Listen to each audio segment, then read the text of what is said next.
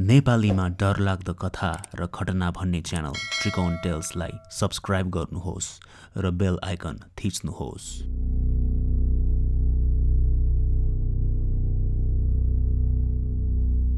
भूत, प्रेत र आत्मा यिनीहरूलाई भेट्ने इच्छा आफूले देख्ने इच्छा धेरैलाई हुने गर्दछ।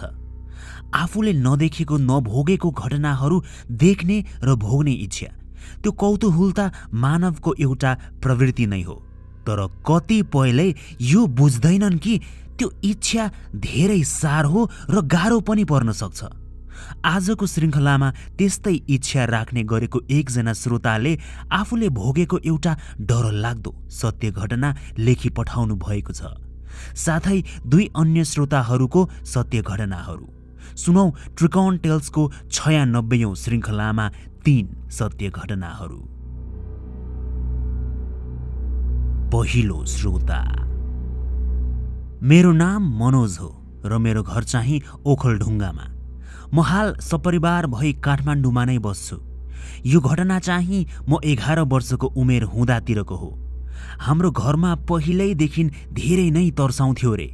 आमा र हजुरआमाहरूले मलाई बेला बेला सुनाइरहनुहुन्थ्यो।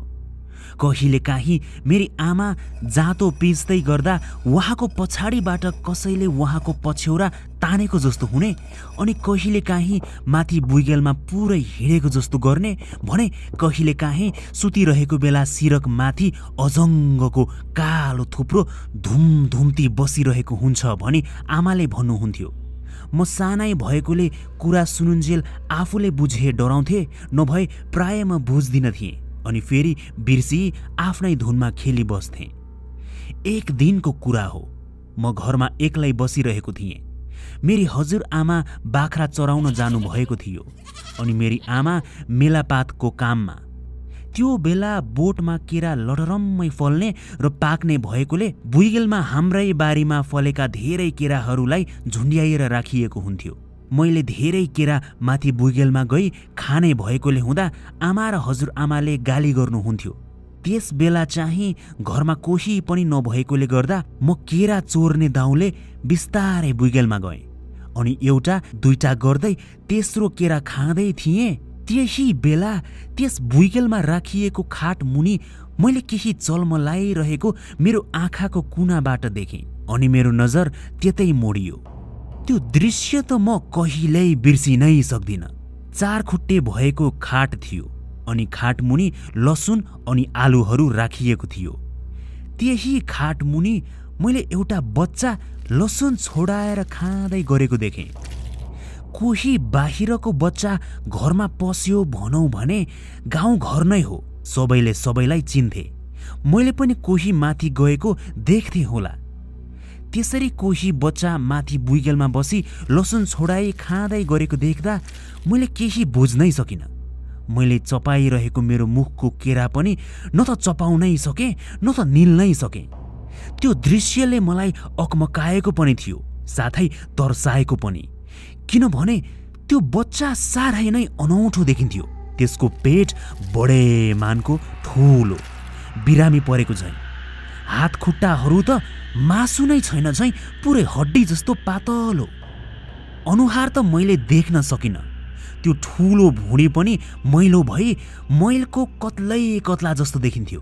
एउटा मात्रै टाँकले जिउमा अड्हिरहेको सर्ट अनि मुजा परिसकेको कट्टु। त्यसको टाउको चाहिँ 4 खुट्टे खाटको एउटा खुट्टाले छोपिएको थियो अनि त्यो अझै लसुन छोडाएर मुखतिर लाँदै थियो। आमा र हजुरआमाले मलाई सुनाउनु हुने केही मैले बुझेका तर्साएको घटनाहरू याद आउन थाल्यो। मैले त्यसलाई एकचोटि मात्रै हेरेँ, तर त्यसपछि मैले त्यसपट्टि आँखा लगाउनै सकिनँ, आँखा लगाउनै चाहिनँ। डर लाग्न थाल्यो। तल झर्ने भर्याङ त खाटको ठिक अगाडि नै थियो।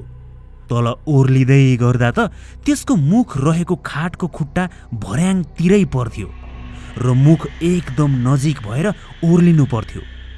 मैले त्यसलाई आँखा नै नलगाई छिटो छिटो तल ओर्लिएँ।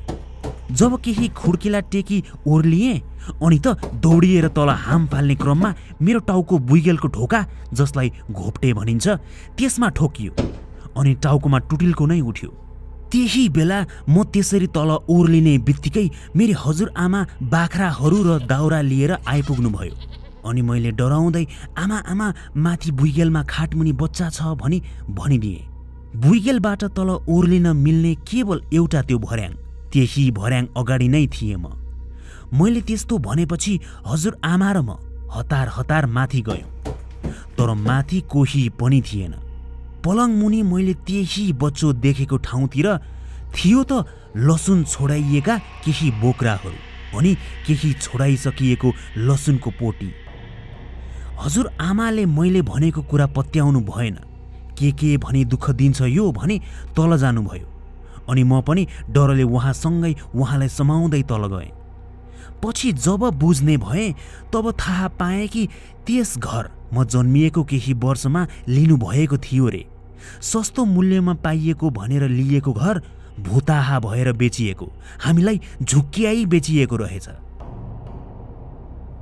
त्यस बेला त्यो बच्चालाई मैले भर्याङ तल ओर्लिँदै गर्दा हेरेको भए, त्यसरी भर्याङ ओर्लिँदा मेरो मुखै छेउमा पर्ने त्यस बच्चोको अनुहार मैले ओर्लिँदा त्यस बच्चोलाई हेरेको भए के त्यसले पनि मलाई हेरिरहेको हुन्थ्यो होला त?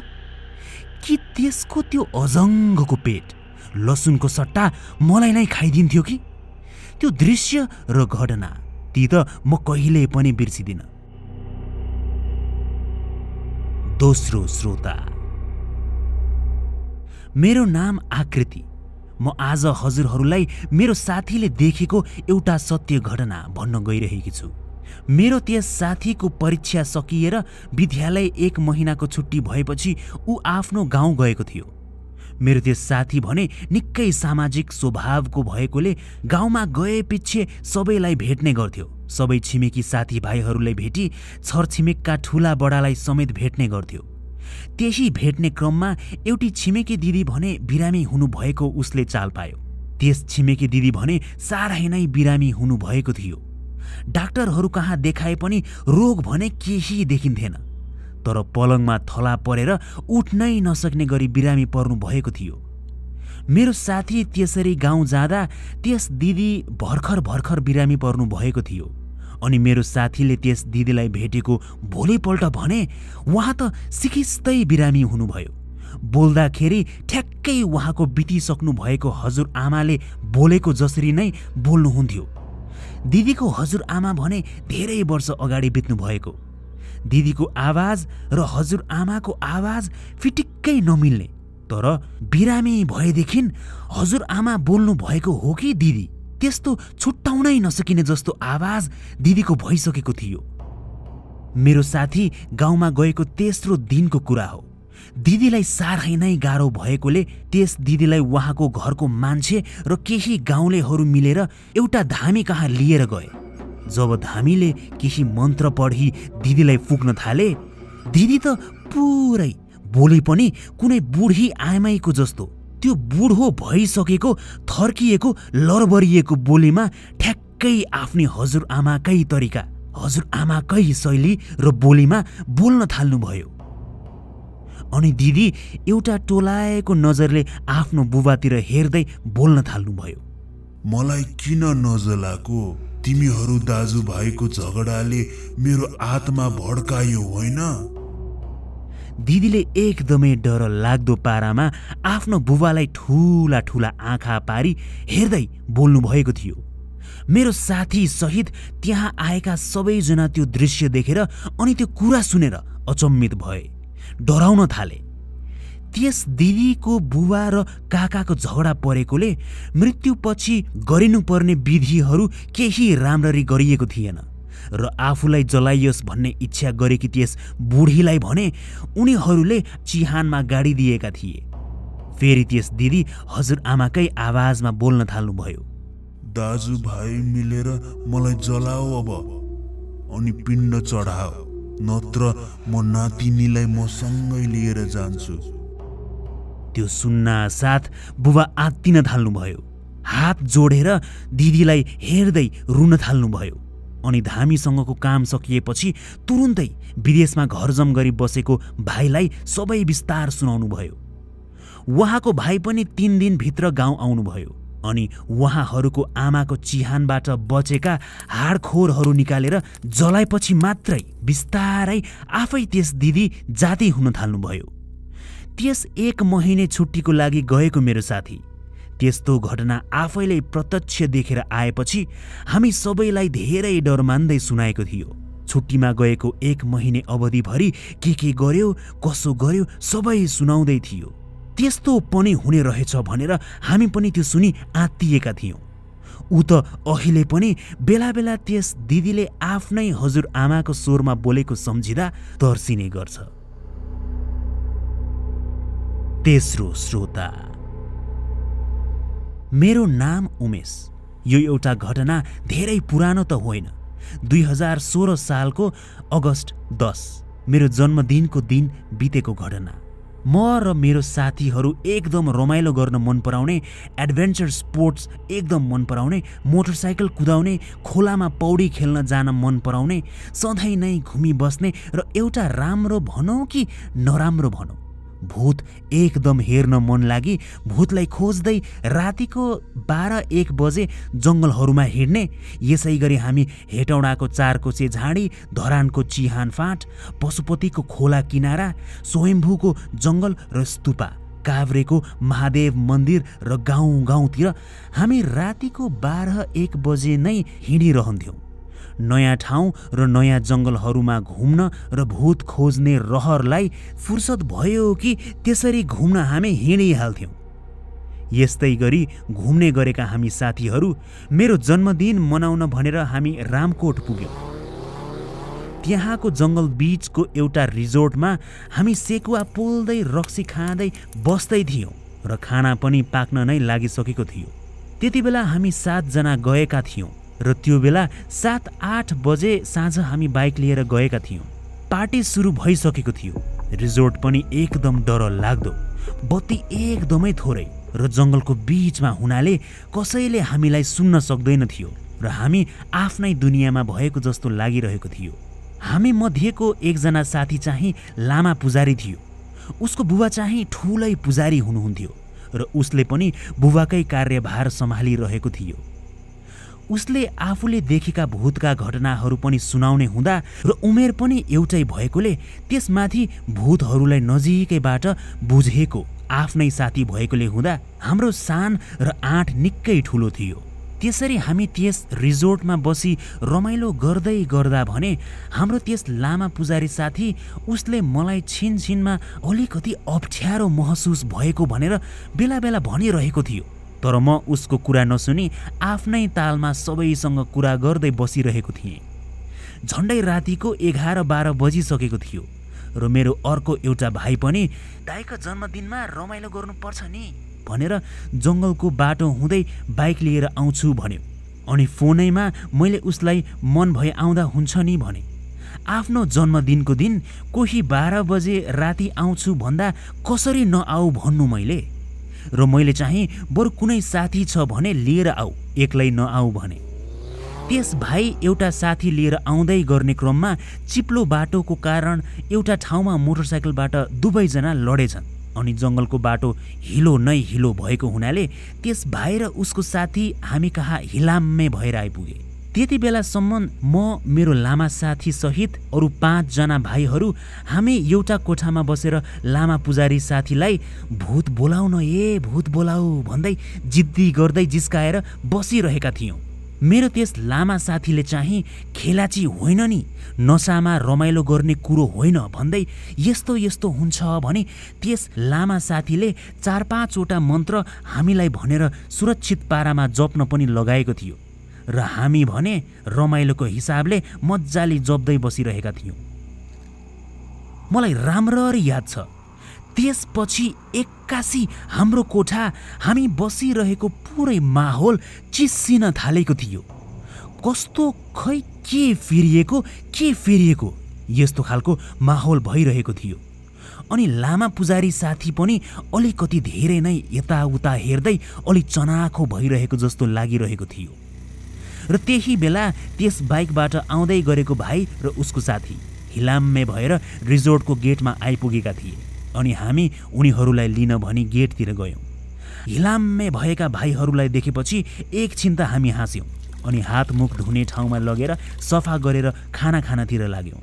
मोटरसाइकलमा भर्खरै आएको त्यस भाइसँगैको साथी भने एक्कासी भुइँमा मुर्छा परेर लडी दाँत किटकिटाउन थालिहाल्यो।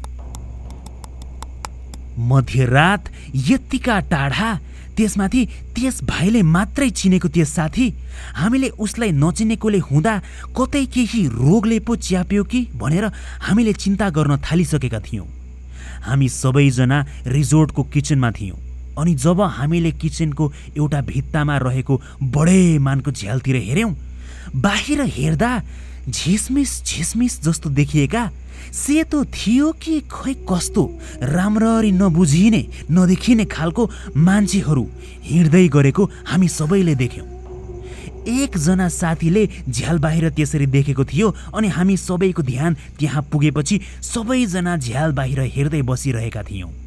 यता तल भुइँमा लडिरहेको त्यो भाइको साथीलाई एकैछिनमा हेर्दा भने ऊ त पलेटी कसेर काँप्न थालिसकेको थियो अनि एक्कासी उफ्रिँदै हामी बीचको लामा पुजारीलाई एकदम डर लाग्दो आवाजले किन आको तिमीहरू यहाँ भन्न थाल्यो।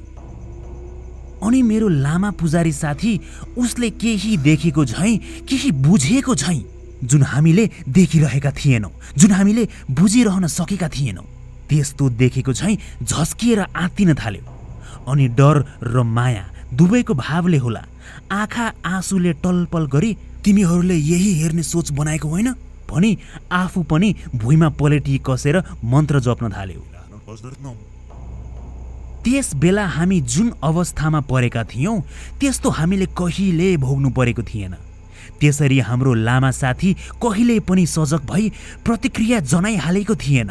त्यस्तो स्थिति नै कहिले आएकै थिएन। अनि मेरो लामा साथीले त्यस काँपिरहेको डर लाग्दो पारामा उसलाई आँखा तरिरहेको भाइको साथीलाई सोध्यो, तिमी को हो र किन यो मान्छेको शरीरमा आएको? मेरो लामा साथी पनि अलि गम्भीर भएर बोल्न थालिसकेको थियो। उसको त्यस्तो स्वर मैले पनि कहिले सुनेको थिइनँ। दुवैजना भुइँबाट उफ्रिँदै थिए, झन्डै झन्डै 1.5 फिट जस्तो उफ्रिँदै। पलेटी कसेर मेरो लामा साथीले हामी अरू सबैजनालाई धुप र चामल व्यवस्था गरिहालो तिमीहरू छिटो भनेर एकदम डर लाग्दो आवाजमा भन्न थाल्यो। त्यस लामा साथी चाहिँ सधैँ आफूसँग एउटा झोला बोकेको हुन्थ्यो र झोलामा आफूले चाहिने सबै सामानहरू थोरै थोरै राखेको हुन्थ्यो। हामीले हतार हतार उसको झोला हेरी उसले भनेका सामानहरू निकाली एउटा कागजमा हाल्न थाल्यौँ। त्यस भाइको ज्यानमा भएको आत्माले भन्न थाल्यो, तिमीहरूले यस्तो मन्त्र जप्दै हाम्रो गाउँको पितृहरूलाई किन जगाउन खोजेको? हाम्रो पितृलाई जिस्काउन आएको तिमीहरू भन्दै डर लाग्दो स्वरमा बेला बेला रुँदै बेला बेला हाँस्दै भन्न थाल्यो, म अब यसको ज्यान मसँग नै लिएर जान्छु भनी त्यस भाइ सेता सेता आँखा गरी बोल्न थाल्यो। हामी सबैजना एकदम डराइसकेका थियौँ। हाम्रो पुजारी भने निरन्तर मन्त्र जप्दै नै थियो अनि बारम्बार उसले त्यस भाइको साथीको शरीरलाई छाडिदिए अनि आफूहरू त्यहाँबाट गइहाल्ने भन्दा पनि त्यस आत्मा मानिरहेकै थिएन। उसको शरीरलाई लैजान्छु कि लैजान्छु भनेको भनै थियो। कोठामा धेरै नै धुप बालिएकोले कोठा भने धुवाँ नै धुवाँ भइसकेको थियो र हाम्रो लामा पुजारीले मेरो अनुहारमा हेर्दै के गर्ने अब एकदम गाह्रो भयो। मैले मेरो भगवान र मेरो पितृलाई अब बोलाउन नै पर्छ अनि मैले मेरो रगत दिइन भने यो भाइको ज्यान एकदम नै गाह्रो भएर च्यापेर जे पनि हुनसक्छ भन्न थाल्यो। स्थिति एकदमै गम्भीर भइसकेको थियो। हामी सबैले कहिले लामा पुजारीलाई हेर्दै त कहिले त्यस आत्मा चढेको भाइको साथीलाई हेर्दै हामीबाट गल्ती भयो माफ गरिदिनुहोस् भन्न थाल्यौँ। अनि त्यो पुजारी साथी एकदम स्थिर भई ढुङ्गा झैँ भई आँखा चिम्लिएर केही सेकेन्ड बसी नै रह्यो। त्यसपछि उसले मन्त्रहरू जप्दै आफ्नो पितृलाई बोलाएको भन्ने तब थाहा भयो जब उसको व्यवहार, आवाज र मन्त्रहरू छिनछिनमा फेरिन थाले। अनि हाम्रो पुजारीले चक्कु मागेर आफ्नो हात काटेर रगत बगाउन थाल्यो। अनि पुजारी साथीले डर लाग्दो पारामा भन्न थाल्यो, ला यो रगत खा अनि त्यो ज्यानलाई मुक्ति दे। त्यति सुनिसकी हातबाट थोपा थोपा गर्दै भुइँमा बगिरहेको रगततर्फ हेर्दै त्यस भाइको साथीले डर लाग्दो पारामा हाँस्न थाल्यो अनि हाँस्दै हाँस्दै नजिक आयो र भुइँमा भएका रगत चाट्न थाल्यो। त्यो दृश्य देखेर मलाई घिन, डर र आफू कहाँ छु भन्ने जस्तो आत्तिएको भान सबै एकैचोटि हुन थाल्यो। त्यो भाइको साथीको त्यस अनुहार अहिले पनि सम्झिँदा मलाई निकै डर लागेर आउँछ। यस्तै 5 मिनट जतिपछि त्यो भुइँमा कुकुर जसरी चाटिरहेको भाइको साथी एक्कासी तल ढल्यो अनि हाम्रो पुजारी उठेर सबै बलिरहेका धूप लिएर त्यो रिजोर्टको बाहिर ढोकामा लगेर मन्त्र जप्दै फ्याँकिदियो। त्यो भाइको साथीलाई भने हामी सबैले मिलेर उठाई उता कोठाको पलङमा लिएर गयौँ अनि मुखभरि रगत नै रगत लागेर एकदम डर लाग्दो देखिएको उसको अनुहारलाई एउटा भिजेको टालोले मैले मुख सफा गरेर पुछिदिएँ। पुजारी साथी आएर धूप बालेर क्षमा गरिदिनुस् भन्दै मन्त्र जप्न थाल्यो र उसको होस केही समयमा आयो। रातिको झन्डै 2:30 बजिसकेको थियो अनि हामी सबैजना एउटै कोठामा सुत्ने भनी त्यहीँ बस्यौँ। हामीले जे देखेका थियौँ, जे भोगेका थियौँ, सायद त्यही भोग्नकै लागि हामी पहिलेदेखि आतुर थियौँ। तर जब भोग्यौँ तब किन भोग्यौँ नभोगेको भए हुने जस्तो मलाई महसुस भइरहेको थियो। डर यतिसम्म लागिरहेको थियो कि म बेला बेला त्यही भाइको साथी भएको तर्फ आँखा डोराउँथेँ। कतै फेरि उठेर अघिनकै झैँ आत्मा चढिहाल्ने पो हो कि भन्दै। कोही साथी पनि निधाएका थिएनन्, सबैजना जागा नै थिए, तर बोल्ने हिम्मत कसैमा थिएन। सबै चुपचाप बसी कोही माथि सिलिङमा हेर्दै थिए, कोही पलङको तन्नालाई कोट्टाउँदै टोलाउँदै थिए। पुजारी साथी भने आँखा बन्द गरेर अहिले पनि केही जपिरहेकै जस्तो देखिएको थियो। बिस्तारै 3 बजे हामी पल्टिरहेको बेला सबैले एकैसाथ बाहिर कोही कराएको हो कि रोएको हो कि निकै डर लाग्दो आवाज, अनौठो आवाज सुन्यौँ। सबैले सुनेको हो भनेर एकैसाथ सबैजनाको टाउको उठेर वरिपरि हेरेकोले थाहा भयो अनि झ्याल बाहिर हेर्दा कोही नदेखि हामी चुप लागेर बसी नै रह्यौँ। होसमा आइचङ्गा भइसकेको त्यस भाइको साथी र भाइलाई हाम्रो पुजारी साथीले तिमीहरू कता हिलाम्मे भएर लडेका भनी सोध्यो र भाइले जुन ठाउँको व्याख्या गर्यो त्यस ठाउँमा त चिहान पर्ने भनेर पुजारी साथीले भन्यो र सायद त्यही ठाउँमै भाइको त्यस साथीलाई आत्माले जकडेको भनेर उसले हामीलाई सुनायो। अनि जब भोलिपल्ट सबेरै भयो हामी आफ्नो घरतिर लाग्यौँ। त्यो बेला पुजारी साथी हामीसँग नभएको भए त्यस रात के हुने थियो होला भनेर म कल्पना पनि गर्न सक्दिनँ, कल्पना पनि गर्नै चाहदिनँ। अहिले पनि साथीहरू हामी जमघट भई घुम्ने गर्छौँ, तर राति होइन, दिउँसो मात्रै। भूतको विषयमा त अहिले हामी त्यस्तो कुरा गर्दैनौँ। सबैको मनमा त्यस घटनाले एउटा डरको छाप छोडिदिएको छ। त्यस रातको घटना सम्झिँदा अहिले पनि कहाली लागेर आउँछ।